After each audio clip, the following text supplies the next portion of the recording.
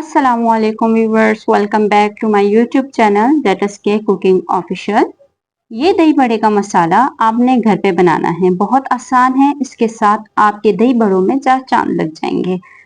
आप ये दही बड़ों का मसाला बना के स्टोर भी कर सकते हैं। अच्छा, मैं यहाँ पर ये कम मिकदार में बना रही हूँ, आप चाहे तो ज्यादा मिकदार में बनाकर रख सकते हैं। इसके लिए 2 खाने के चम्मच हमने साबुत धनिया लिया है और 2 खाने के चम्मच सफेद जीरा। साबुत धनिया और सफेद जीरा हम वजन लेना है और इसको हल्की आंच पे हमने भूनना है। जब इसकी खुशबू आने लगे तो इसको हम एक प्लेट में निकाल के ठंडा कर लेंगे। और इसी पैन में मैंने 1 चम्मच ऑयल लिया है, आप घी भी ले सकते हैं। 8 से 9 अदद मैंने इसमें साबुत लाल मिर्च ऐड करके इसको थोड़ा सा सौटे करना है, ज्यादा ब्लैक नहीं करना। 1 चाय का चम्मच भर के काले मिर्च ऐड करना है और इसी पॉइंट में साबुत लाल मिर्च भी हम ऐड कर लेंगे। अब हमने 1/4 टाटरी ऐड करनी है, हाफ चाय का चम्मच नमक ऐड किया और इन सबको दरदरा सा कूटना है, ज्यादा पाउडर फॉर्म में नहीं लाना।